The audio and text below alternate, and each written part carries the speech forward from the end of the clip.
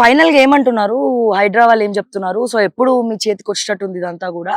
And మీరేం చెప్తారు, మీ opinion చెప్పండి. మేడం ఇది మీరు చెప్పినట్టు లాస్ట్ 2 ఇయర్స్ నుంచి మేము అందరం తిరుగుతున్నాము. ప్రతిసారి వాళ్ళు చేస్తున్నారు. హైడ్రా ఆల్మోస్ట్ 8 టైమ్స్ వచ్చి వీళ్ళు డిమాలిష్ చేశారు మేడం.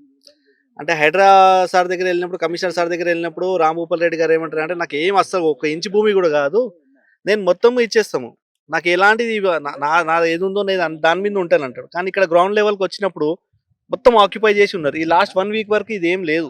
ఇప్పుడు మీరు చూపెట్టింది 1 వీక్ నుంచి ఇది మొత్తం మళ్ళీ కబ్జా చేశారు. మా ప్లాట్స్ అన్ని కబ్జా చేశారు. ఇక్కడ మేము పెట్టుకున్న కంటైనర్స్ మీద పేర్లు రాసుకోవడము ఇదంతా జరుగుతుంది. ఇక్కడ వచ్చిన వాళ్ళకి అందరికి భయం పడిపియాలి. ఇంకా వచ్చినప్పుడు ఇప్పుడు హైడ్రా కమిషనర్ సార్ రీసెంట్ గా కూడా ఒకటి నోటీస్ ఇచ్చారు వాళ్ళకి 2-3 డేస్ బిఫోర్. దానికి ఏం రెస్పాండ్ అవుతారో వాళ్ళు చూడాలి ఇంకా మనం.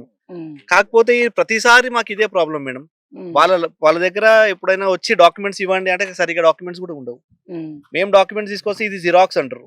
లేకుంటే మేము డాక్యుమెంట్ చూపెట్టినప్పుడు మన కమిషనర్ వా, మన రెవెన్యూ ఆఫీసర్ వా అని అడుగుతారు. మేము ఏమంటున్నామంటే అండి, మీడియా అంటే భయపడతాడు, మేము పరువు తీస్తున్నామని ఏడుస్తాడు.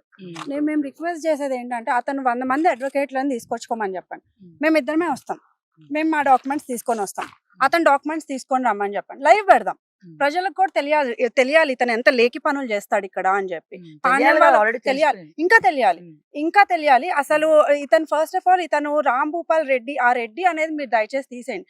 ఎందుకంటే సేమ్ కమ్యూనిటీలో పుట్టిన నాకు అతను రెడ్డిని పిలవాలంటే నా పరువు పోతుంది. ఫస్ట్ ఆఫ్ ఆల్ ఇప్పటి నుంచి ఆయన పేరు ఓన్లీ రాంభూపాల్ అంతే. ఎందుకంటే మాట తప్పము మడమ తిప్పము అని చెప్పుకునే బ్యాచ్ లో ఉంటాడు కదా ఈయనకి మరి అంత ఇదైతే మరి అసలు ఇంత లేకి పనులు ఎందుకు చేస్తున్నాడు ఇతను అని చెప్పేసి జనాలకు కూడా తెలియాలి కాబట్టి. సో మీరు లైవ్ కి మేము రెడీ, అతను రెడీయా, లేదంటే షట్ అప్, జస్ట్ ఇంకా కామ్ గా వెళ్ళిపోవాలి, ఇక్కడ ఇలాంటి లేక పనులు చేయకుండా వెళ్ళిపోవాలి. ఇంకా ఇది ఇలా మరి ఒక యాక్షన్ ఎవరు స్ట్రాంగ్ గా తీసుకోవాలి అనేది మీడియానే తీసుకొని మీరు అతన్ని ఒకసారి మీరు కన్సల్ట్ అయ్యి అసలు అతనేమనుకున్నాడు, అతను రెడీయా లైఫ్ అనేది మీరు ఒకసారి కనుక్కోండి.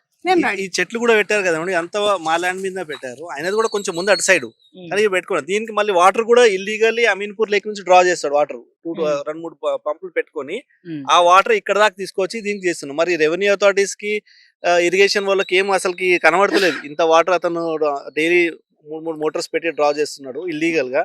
అదేం కనబడదు వీళ్ళకి చెప్తే. అంటే మనం ప్రూఫ్ ఇచ్చినా గానీ వాళ్ళు ఏం చేయరు. ఇప్పుడు వాళ్ళు ఇల్లీగల్లీ వాటర్ తీస్తున్నారు, మోటార్ పెట్టాను కూడా ప్రూఫ్ ఉంది. జనరల్ గా అమీన్పూర్ లో ఇరిగేషన్ అమ్ముడు పోయింది, రెవెన్యూ అమ్ముడు పోయింది, మున్సిపల్ అమ్ముడు పోయింది. వీళ్ళందరూ అవినీతి అమీన్పూర్ రెవెన్యూ నమ్మడానికి లేదు, ఎంఆర్ఓలను నమ్మడానికి లేదు, రిజిస్టర్స్ నమ్మడానికి లేదు, లేదు. పటాన్చేరు అమీన్పూర్ అదే దుస్థితి చెప్తున్నా కదా. అదే అందరూ సీఎం గారికి, హోమ్ మినిస్టర్ గారికి